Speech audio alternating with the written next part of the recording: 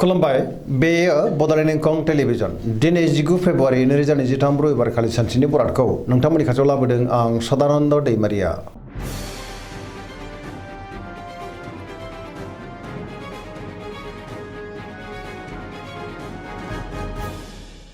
सिगां फरायनो लादों मेष राशि गिबि हांखो अ ल दिनैनि साना जोबोर मोजां गोसोखौ दिनै जोबोर गोजोननाय मोनगोन धोरोमारि बिथिङाव दिनै गोसो दुंखांनो हागौ सोरबा लोगोनिफ्राय मोजां खौरां फैनोबो हागौ गोसोआ दिनै जोबोर खुसि जागोन जेरावबो जाफुंसारगोन बहाबा दावबायनो एबा हान्थिनो खाबु मोननो हागौ आरो मोजाङैनो हान्थिनोबो हागोन मावनो लानाय खामानिखौ थि समावनो आरो गोरलैयैनो मावफुंनोबो हागोन गोसोआ दिनै जोबोर खुसि जागोन देहाया मोजाङैनो थागोन बहानिफ्रायबा मोजां खौरां फैनोबो हागौ रांखावरियाव दिनै जोबोर मोजां होनजायो गोबां धोन आरजिनोबो हागोन बेफार फालांगियावबो दिनै जोबोर मोजां मुलाम्फा मोननो हागोन आयाबो दिनै बांनो हागौ सोरबा लोगोजों बाख्नाय जानो हागौ गुबुननिफ्राय थोजासे हेफाजाबखौ मोननो हागोन न'खराव बिसि फिसायनि गेजेराव अननानै फैगोन बिदा फंबायजों मोजां सोमोन्दो थागोन बिमा बिफानि अननायफोरखौबो दिनै मोननो हागौ गोसोनि बोलोआ बांगोन समाजावबो दिनै मान मोननो हागौ लाइमोनफ्रा जोबोर खुसि जागोन आरो गावबा गावनि गोसोनि साननायखौ फोरमायलायनोबो हागोन फरायसाफ्रा दिनै फरायनायाव गोसो दुंखांगोन आरो मोजां फिथाइ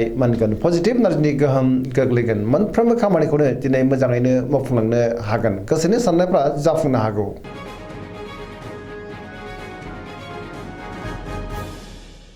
वृष राशि गिबि हांखो इ उ ब दिनैनि साना जोबोर मोजां गोसोनि साननाया मोगथाङाव जाफुंनोबो हागौ गोसोखौ दिनै जोबोर गोजोननाय मोनगोन सोरबा लोगोनिफ्राय मोजां खौरां फैनोबो हागौ गोसोनि बोलोआ बांगोन मावनो लानाय खामानिखौ थि समावनो आरो गोरलैयैनो मावफुंनोबो हागोन समाजाव दिनै बयजोंबो मान होजागोन रांखावरियाव जोबोर मोजां बेफार फालांगियावबो जोबोर मोजां मुलाम्फा मोनगोन आयाबो बांनो हागौ न'खराव बिसि फिसायनि गेजेराव अननानै फैगोन बिदा फंबायजों दिनै मोजां सोमोन्दो थागोन सोरजोंबा बाख्नाय जानोबो हागौ देहाया दिनै मोजाङैनो थागोन गुबुननिफ्राय थोजासे हेफाजाब मोननो हागौ गोसोनि साननायफ्रा मोगथाङाव जाफुंगोन पजिटिभ एनार्जिनि गोहोम गोग्लैगोन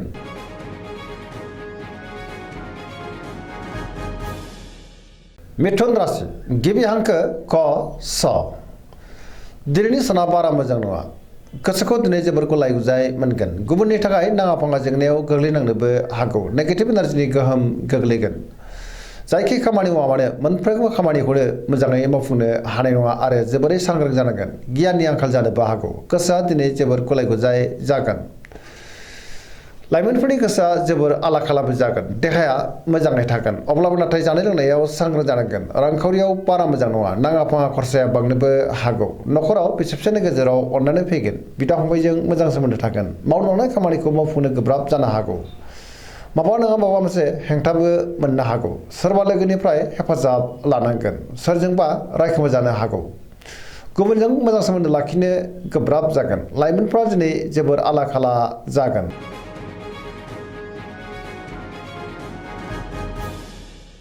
कर्कट राशि गिबि हांखो ड ह दिनैनि साना जोबोर मोजां गोसोखौ दिनै जोबोर गोजोननाय मोनगोन धोरोमारि बिथिङाव गोसो दुंखांनो हागौ सोरजोंबा बाख्नाय जागोन बहाबा दावबायनो एबा हान्थिनो खाबु मोनगोन आरो मोजाङैनो हान्थिनोबो हागोन गोसोनि साननायफ्रा मोगथाङाव जाफुंनो हागौ गोसोआव दिनै पजिटिभ साननाय फैगोन गोथों आरो गोग्गो साननो रोंगोन गियाननि आंखाल जानाय नङा मावनो लानाय खामानिखौ थि समावनो आरो गोरलैयैनो मावफुंनोबो हागोन रांखावरियाव जोबोर मोजां बेफार फालांगियावबो जोबोर मोजां मुलाम्फा मोनगोन न'खराव बिसि फिसायनि गेजेराव अननानै फैगोन समाजाव लोगो लेवा बांगोन देहाया दिनै मोजाङैनो थागोन गुबुननिफ्राय थोजासे हेफाजाब मोननो हागौ सोरबा लोगोजों बाख्नाय जानानै गोसोआ दिनै जोबोर खुसि जागोन फरायसाफ्रा दिनै फरायनायाव गोसो दुंखांगोन आरो मोजां फिथाइ मोनगोन पजिटिभ एनार्जिनि गोहोम गोग्लैनोबो हागौ मोनफ्रोमबो खामानिखौनो दिनै मोजाङैनो मावफुंलांनो हागोन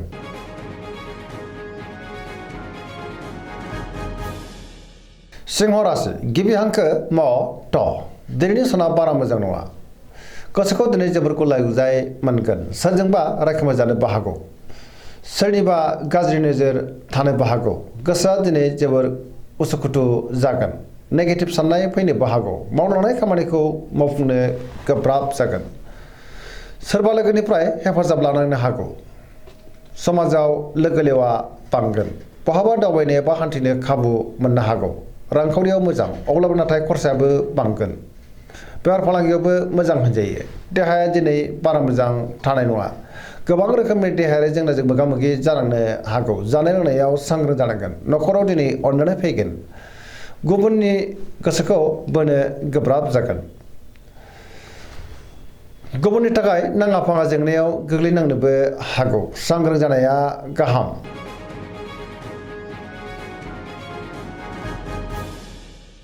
कन्या राशि गिबि हांखो प ट दिनैनि साना जोबोर मोजां। गोसोखौ दिनै जोबोर गोजोननाय मोनगोन। पजिटिभ एनार्जिनि गोहोम गोग्लैनो हागौ। मोनफ्रोमबो खामानिखौ मोजाङैनो मावफुंलांनो हागोन। गोसोआव गोथों आरो गोग्गो साननाय फैगोन। गियाननि आंखाल जानाय नङा। रांखावरियाव मोजां, बेफार फालांगियावबो मोजां होनजायो। गोबां आय जागोन। देहाया दिनै मोजाङैनो थागोन।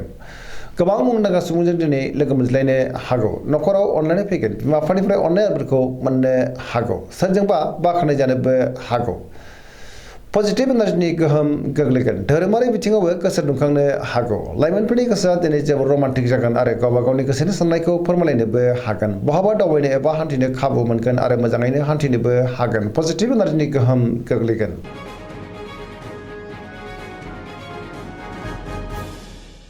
तुला राशि गिबि हांखो र ट दिनैनि साना जोबोर मोजां। गोबां रोखोमनि जेंनाफोरखौ दिनै सुस्रांनो हागोन। सोरजोंबा बाख्नाय जानो हागौ। धोरोमारि बिथिङाव गोसो दुंखांगोन। गोसोनि बोलोआबो बांगोन। सिगांनि बबेबा आद्रा खामानिखौ दिनै मावफुंनो हागोन। मावनो लानाय खामानिखौ मावफुंनो हागोन। देहाया दिनै मोजाङैनो थागोन। रांखावरियाव मोजां, बेफार फालांगियावबो मोजां। सोरजोंबा बाख्नाय जागोन। नखराव बिसि फिसायनि गेजेराव अनलायनाय फैगोन। बिदा फंबायजों मोजां सोमोन्दो थागोन।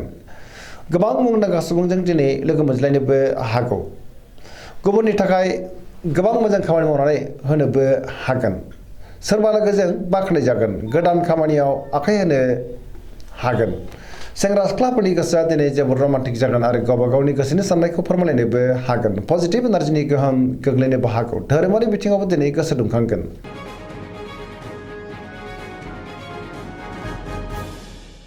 वृश्चिक राशि गिबि हांखो न स दिनैनि साना जोबोर मोजां। बहाबा हान्थिनो एबा दावबायनो खाबु मोननो हागौ। पजिटिभ एनार्जिनि गोहोम गोग्लैगोन। समाजाव दिनै लोगो लेवा बांगोन। सोरबा गोजाम लोगोजों बहाबा लोगो मोनज्लायनो हागौ। गोसोआव दिनै गोथों आरो गोग्गो साननाय फैगोन। गियाननि आंखाल जानाय नङा। मावनो लानाय खामानिखौ थि समावनो आरो गोरलैयैनो मावफुंनोबो हागोन। गुबुननिफ्राय थोजासे हेफाजाब मोनगोन। गोसोनि साननायफ्रा मोगथाङाव जाफुंनोबो हागौ। गोसोनि बोलोआ बांगोन। समाजाव दिनै बयजोंबो मान होजागोन। नखराव बिसि फिसायनि गेजेराव अनलायनाय फैगोन। बिदा फंबायजों दिनै मोजां सोमोन्दो थागोन। रांखावरियाव मोजां, अब्लाबो नाथाय खरसायाबो दिनै बांनो हागौ। बेफार फालांगियाव मोजां मुलाम्फा मोनगोन। देहाया दिनै मोजाङैनो थागोन।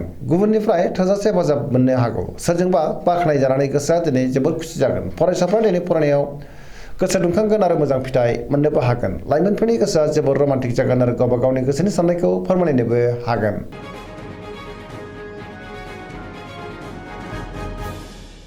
धनु राशि गिबि हांखो ध फ भ दिनैनि साना मोजां आरो गाज्रिनि गेजेरजों बाबेनलांनो हागौ। मावनो लानाय खामानिखौ थि समावनो मावफुंनो गोब्राब जागोन। माबा नङा माबा मोनसे हेंथा फैनो हागौ। गोसोनि साननायफ्रा दिनै टेबोर नांगोन। देहाया बारा मोजां थानाय नङा। जानाय लोंनायाव सांग्रां जानांगोन। रांखावरियाव मोजां, अब्लाबो नाथाय खरसाया बांनो हागौ। समाजाव मान मोनगोन। बहाबा दावबायनो एबा हान्थिनो खाबु मोननो हागौ आरो मोजाङैनो हान्थिनोबो हागोन। सोरजोंबा रायखोमा जानोबो हागौ। सांग्रां जानाया गाहाम। नेगेटिभ एनार्जिनि गोहोम गोग्लैनो हागौ। नखराव दिनै बिदा फंबायनि गेजेराव मोजां सोमोन्दो थागोन आरो बिमा बिफानि अननाय आदरखौ मोननो हागौ।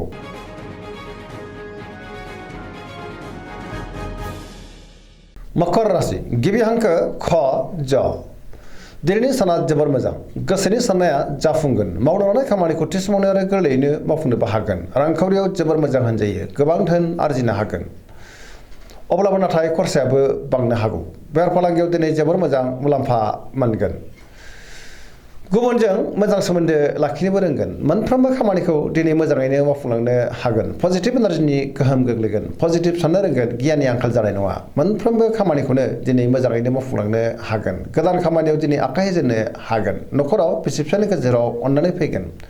सेंग्रा सिख्लाफ्रा दिनै जोबोर रमान्टिक जागोन आरो गावबा गावनि गोसोनि साननायखौ फोरमायलायनोबो हागोन। फरायसाफ्रा दिनै फरायनायाव गोसो दुंखांगोन आरो मोजां फिथाइ मोननोबो हागोन। सरासनस्रायै दिनै साना जोबोर मोजां आरो मोजाङैनो बारग'लांगोन।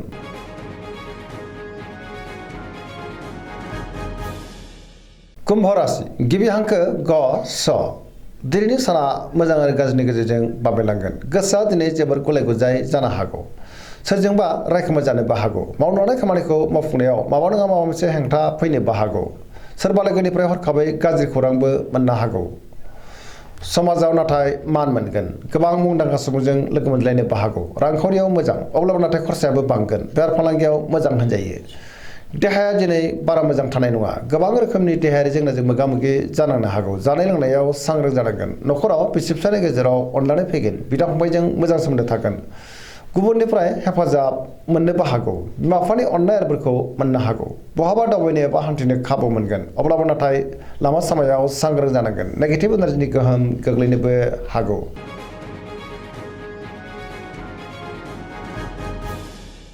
मीन राशि गिबि हांखो ड स दिनैनि साना बारा मोजां नङा सोरजोंबा रायखोमा जानोबो हागौ नेगेटिभ एनार्जिनि गोहोम गोग्लैगोन धोरोमारि बिथिङाव नाथाय गोसो दुंखांगोन गुबुननि थाखाय नाङा फाङा जेंनायाव गोग्लैनांनोबो हागौ गोसोआव दिनै नेगेटिभ साननाय फैगोन गोथों आरो गोग्गो साननो रोंनाय नङा गियाननि आंखाल जानोबो हागौ गावनि गोसोनि साननायखौ गुबुननो फोरमायनो हागोन देहाया मोजाङै थागोन अब्लाबो नाथाय जानाय लोंनायाव सांग्रां जानांगोन रांखावरियाव बारा मोजां नङा नाङा फाङा खरसाया बांनो हागौ बेफार फालांगियावबो बारा मोजां नङा होनजायो न'खराव बिमा बिफानि अननायफोरखौ मोननोबो हागौ लाइमोनफोरनि गोसोआ दिनै जोबोर रमान्टिक जागोन आरो गावबा गावनि गोसोनि साननायखौ फोरमायलायनोबो हागोन फरायसाफ्रा दिनै फरायनायाव गोसो दुंखांगोन आरो मोजां फिथाइ मोननोबो हागोन दिनैनि राशि फरायनाया एसेनोसै जोबनायाव बेखौनो खावलायो जाहाथे नोंथांमोना सानफ्रामबो जोंनि बे बड'लेण्ड इंखं टेलिभिजनखौ नायबाय थायो आरो साबस्क्राइब खालामो लोगोसे लाइक खालामो आरो शेयार खालामो एसेनोसै